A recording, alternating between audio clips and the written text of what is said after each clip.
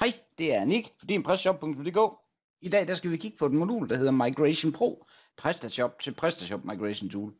Modulet er rigtig, rigtig godt. Skal vi sige, I er blevet hacket. I har fået smadret jeres butik, eller I gerne vil lave en update, og one-click ikke virker, eller sådan noget lignende. Eller I gerne vil, I har 3 butikker. I vil gerne have alle varerne for alle 3 butikker, alle kategorierne for alle 3 butikker over i én PrestaShop.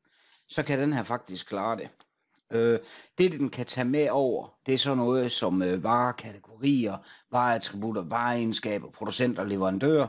Og så kan den tage ordre med over, fakturer, varereturneringer og følgesedler og kreditnotaer. Statuser kan den ikke, men ordrebeskeder tager den med over også. Så tager den sådan noget som jeres forsendelsesmuligheder med over. Ja, den kan tage jeres momsrater med over.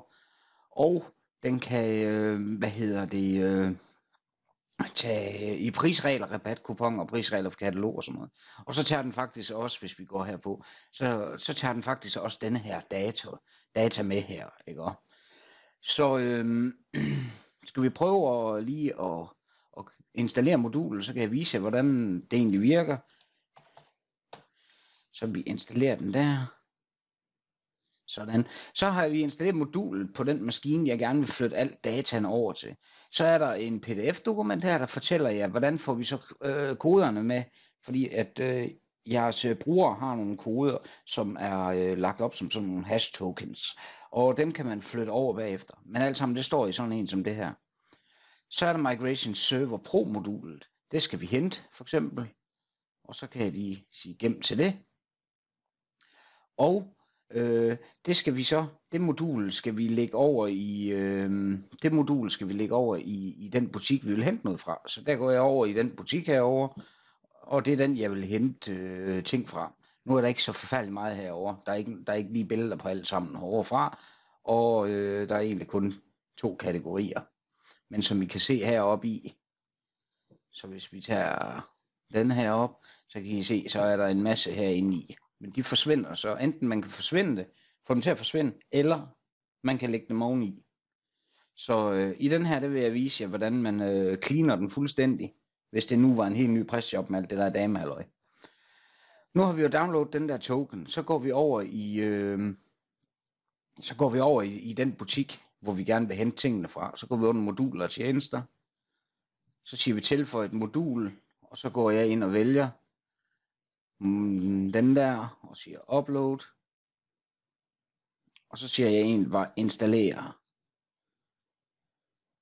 Så heroppe i, der skriver jeg bare 555111 for eksempel. Det er et token, for at andre ikke bare lige kan stjæle dine ting. Så er den faktisk klar. Så går vi tilbage til den anden. Den heroppe. Og der kan vi lige gå herop på. Og så tager jeg lige og URL'en sætter jeg ind til den butik, jeg vil hente fra. Og den her oppe af, det var den kode 555111. 555111. Og så siger jeg egentlig bare næste. Så kommer den så frem med sådan nogle ting herinde. Det burde den gøre. Det kan være fordi at den her over, den er i vedligeholdelse. Den skal vi lige prøve at gå over i her. Smæk den uden for vedligeholdelse. Går vi over i den her igen. Sådan der, så virkede den. Det var fordi den var i vedligeholdelse derovre. Så kunne vi ikke lige få. Så går vi herned, der kan vi vælge, hvad for en shop vi vil hente fra. Hvis det nu var multistore eller et eller andet. Sproget, hvis der var flere sprog, så ville der være flere muligheder. Og, eller currencies, ja undskyld. Altså hvis der var flere valutaer. Og så er der sprog hernede, vælger vi. Så kan vi vælge ordrestatuser ud fra de der ordrestatuser. Det gider jeg ikke gøre lige nu. Og her der har vi customer groups. Der vælger vi grupperne, guest og customer. Og hvis der så er flere i den butik du henter fra, så skal du lige før du gør alt det her, gå ind i ordre og kunder. Hvor har vi der hen?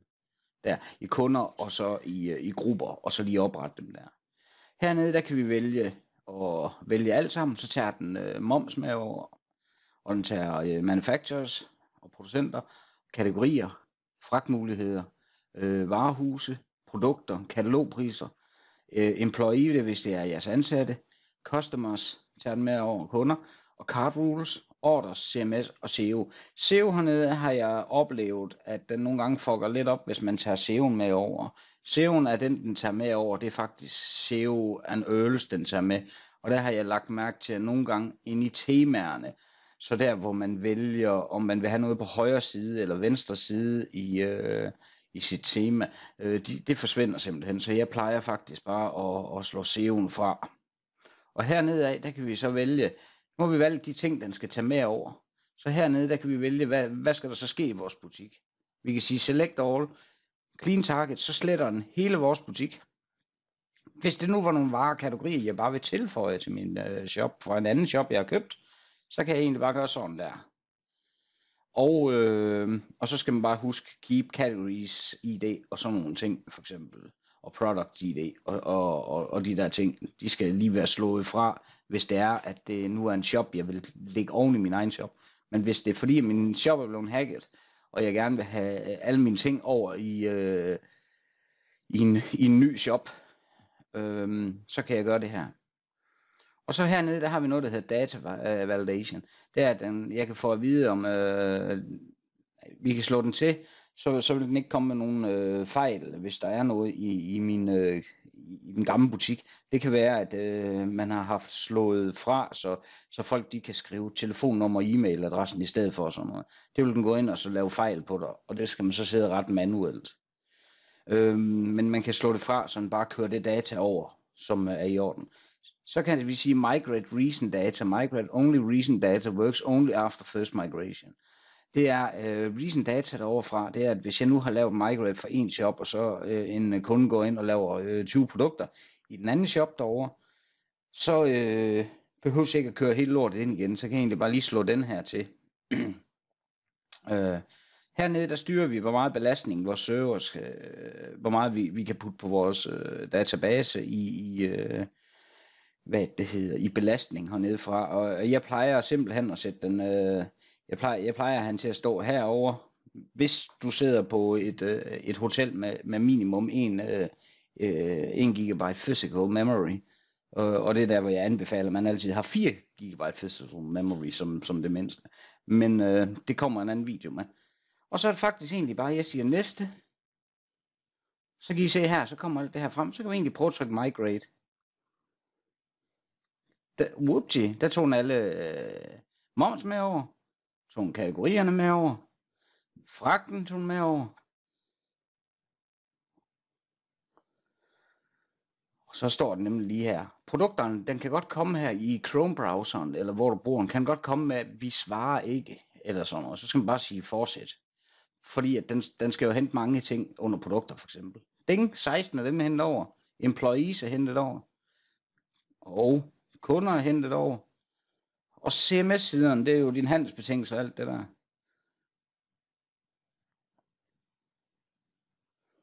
Whoopty. Så kan vi sige clear cache og rebuild index. Og det har den så gjort nu. Så kan vi gå op under vores kategorier nu. Ding. 2. Op under varerne. Den har hentet akkurat det samme, som er over i den anden. Og hvis vi egentlig prøver at kigge ind under den der, og så vi sagde eksempel til den. Det her det er over for den butik, vi har hentet fra. Så kan jeg lige kopiere, I kan nok ikke se det lige der, men jeg kopierer lige op i ølen, der kopierer jeg, hvad det hedder, fra skråstreg af, efter domænenavnet. Og så kan jeg egentlig lige gå over i ham herover og så lige sige min butik. Så kan jeg prøve bare lige at sætte det ind, jeg har kopieret. Og så skulle den gerne komme frem. Og det gjorde den så ikke. Jeg skal lige se her, hvorfor. Det er min fejl. Jeg har jo selvfølgelig taget et produkt, som var deaktiveret. Så skal vi lige nævne den her igen. Så kan vi lige gå ned under. Det var den der. Gift cards, /18, gift cards står der oppe i toppen. I kan desværre ikke lige se det. Og så hvis jeg lige trykker på den her. Gift cards, /18, gift cards oppe i toppen. Så alle URL'erne er faktisk ens herinde i. Den har taget hvad det hedder, term and condition, den har taget alt med over fra prisregler og alt sammen har han taget med over. Den vil også have haft taget ordre med over, hvis der havde været nogle ordre. Så, men i bund og grund, så modulet, det er, jeg synes det er herrefed, og det er et rigtig godt modul, hvis I er blevet hacket, eller hvis I er, har ødelagt jeres shop, eller et eller andet lignende. Jeg har brugt det på et par shops, hvor at jeg faktisk har haft en til at installere, hvor kunden har installeret et modul i det, og så er den faktisk gået fuldstændig ned i deres shop. Vi har ikke kunne få den genoprettet, andet der har kostet ekstremt mange penge, fordi at den har fucket helt vildt op i mange filer i database og sådan noget. Og der har jeg faktisk haft den her, hvor jeg kunne lægge, jeg har en anden model af det her migration, hvor man faktisk bare kan lægge en fil over, og så kan den hente tingene derfra. Så, men det var lidt omkring Migration Pro. Hvis det er, at I vil have hjælp med det, så skriv til mig. Så finder vi ud af noget. Men det er i hvert fald et rigtig fedt modul. Så kan I have en rigtig, rigtig god dag derude. Og der vil begynde at komme en del flere film igen nu, fordi nu har jeg fået tid til det igen. Og jeg har, det er efter vi har startet firma. Så der skulle både være travlt og en masse andre ting. Så men nu begynder der at trille en masse film ind, fordi at jeg vil også gerne lige vise jer, hvordan opretter jeg 10 produkter på en hjemmeside, hvor at de 10 produkter faktisk er den samme, så jeg vil gerne have synkroniseret lageret. Så hver gang der er en, der køber en fra den 10. produkt, så forsvinder der lager fra de andre resterende 9 produkter for eksempel. Men det er den næste film, der kommer. Men ha' en god dag derude, og så hygge jer. Og skriv et eller andet. Okay, hej.